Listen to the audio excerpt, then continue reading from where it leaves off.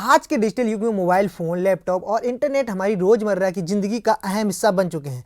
जब भी किसी ऐप में तकनीकी गड़बड़ी आती है और वेबसाइट ठीक से काम नहीं करती है या कंप्यूटर अचानक एरर देता है, तो आम तौर पर कहा जाता है कि सिस्टम में बग आ गया है। यह शब्द इतना आम हो चुका है कि अब यह तकनीकी दुनिया की भाषा का अहम हिस्सा बन चुका है। लेकिन बहुत कम लोग जानते हैं कि इस बग शब्द की उत्पत्ति किसी सॉफ्टवेयर कोड या कंप्यूटर की प्रोग्रामिंग से नहीं हुई, बल्कि एक असली कीड़े की वजह से इसकी उत्पत्ति हुई। यह कहानी करीब 89 साल पुरानी और कंप्यूटर इतिहास के सबसे दिलचस्प अध्याय में से एक मानी जाती है।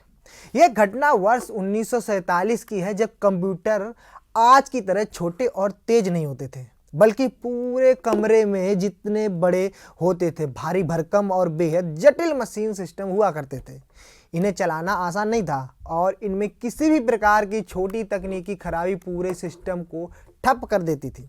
1940 के दशक में कंप्यूटर तकनीक अपने शुरुआती चरण में थी। उस समय के कंप्यूटर विशालकाय आकार के होते थे, हजारों इलेक्ट्रोमैकेनिकल पार्ट से बने होते थे, भारी बिजली खपत करते थे और बार बार गर्म होकर बंद हो जाया करते थे और सीमित गणनात्मक कार्य भी कर पाते थे। इन मशीनों में प्रोग्रामिंग और ऑपरेशन दोनों ही बेहद कठिन थे। किसी भी छोटी त्रुटि का मतलब होता था पूरे सिस्टम का रुक जाना। इन्हीं शुरुआती कंप्यूटरों में से एक था हार्वर्ड यूनिवर्सिटी का मार्क द्वितीय यानी मार्क II, जिसे उस समय का आधुनिक मशीन मानी जाता था। इसी मशीन से जुड़ी यह ऐतिहासिक घटना सामने आई जिसने बग शब्द को जन्म दिया।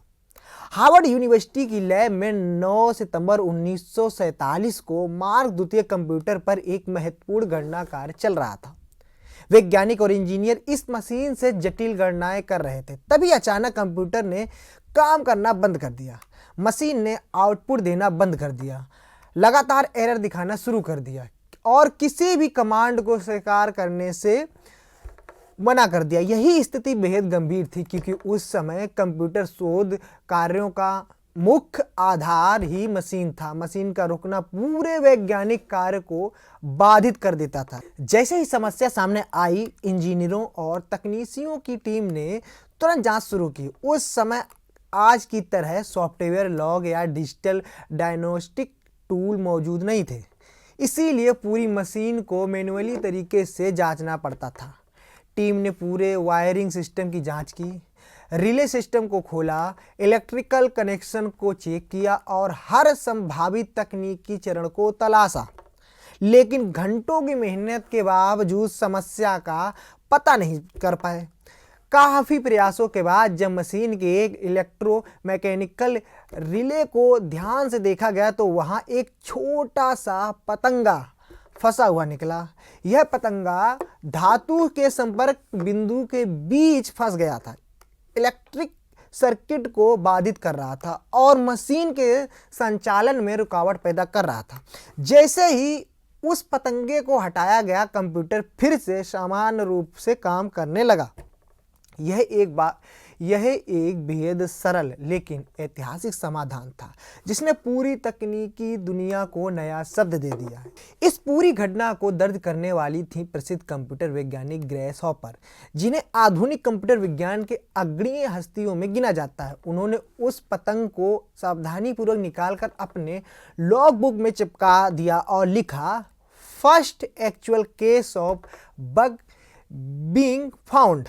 यह वाक्य इतिहास में दर्ज हो गया। यह केवल एक नोट नहीं था, बल्कि एक ऐसा रिकॉर्ड था जिसने आने वाले समय में कंप्यूटर वैज्ञानिकों की शब्दावली को स्थायी रूप से बदल दिया।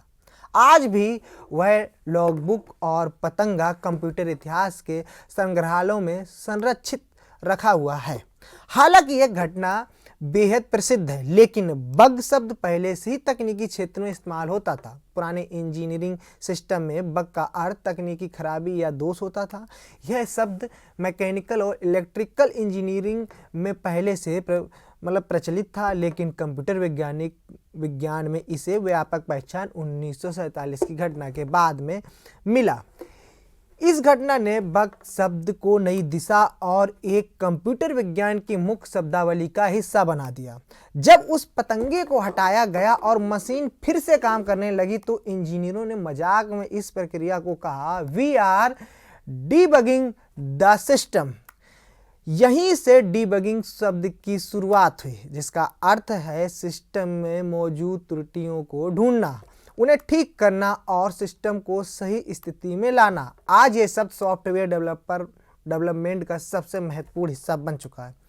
यह कहना पूरी तरह सही नहीं होगा कि यह इतिहास का पहला बग था, लेकिन यह निश्चित रूप से पहला दर्ज हार्डवेयर बग था जिसे वैज्ञानिक रिकॉर्ड में शामिल किया गया और जिसने व्यापक स्तर पर पहचान हासिल की।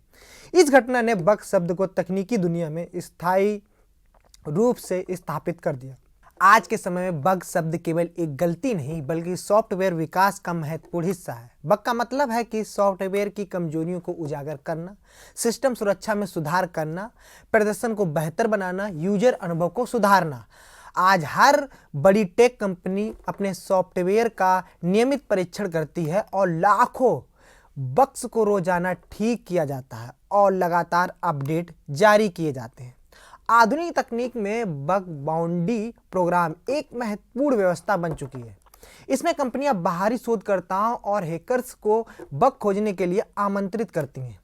सही बग रिपोर्ट करने पर इनाम दिया जाता है। इससे सिस्टम अधिक सुरक्षित बनते हैं। गूगल, माइक्रोसॉफ्ट, फेसबुक जैसी कंपनियां इस प्रणाली का प्रमुख रूप से उपयोग करती हैं। ग्रेस हॉपर को कंप्यूटर विज्ञान के अग्रणी वैज्ञानिकों में गिना जाता है। उनके प्रमुख योगदानों में कंपाइलर का विकास, कोबोल प्रोग्रामिंग भाषा में योगदान और डीबगिंग शब्द को लोकप्रिय बनाना और आधुनिक प्रोग्रामिंग की नींव मजबूत करना रहा है। उनका काम आज भी कंप्यूटर विज्ञान के क्षेत्र में प्रेरणा का एक माध्यम है। यह घटना केवल एक तकनीकी खराबी नहीं थी बल्कि यह एक महत्वपूर्ण सीख भी देती है कि बड़ी मशीनें भी छोटी समस्याओं से प्रभावित हो सकती हैं। तकनीक में हर छोटे विवरण का महत्व होता है और इतिहास कभी भी अप्रत्याशित घटनाओं से बदल जाता है। 1947 की यह ऐतिहासिक घटना आज भी कंप्यूटर विज्ञान की सबसे दिलचस्प कहानियों में से एक है। एक छोटे से पतंगे ने न केवल एक कंप्यूटर को रोक दिया बल्कि दुनिया को बग और डीबगिंग जैसे महत्वपूर्ण शब्द भी दे दिए। आज जब भी कोई कहता है कि सिस्टम में बग है तो उसके पीछे 89 साल पुराना वह ऐतिहासिक क्षण छिपा होता है जब एक छोटी सी घटना ने पूरी तकनीकी दुनिया की भाषा बदल दी। यह कहानी हमें यह भी सिखाती है कि तकनीक कितनी भी उन्नत क्यों ना हो, कभी कभी समय या यूं कहें कभी कभी सबसे छोटे कारण सबसे बड़े बदलाव का संकेत बन जाते हैं। आपकी खबर कैसी लगी कमेंट करके बताएं।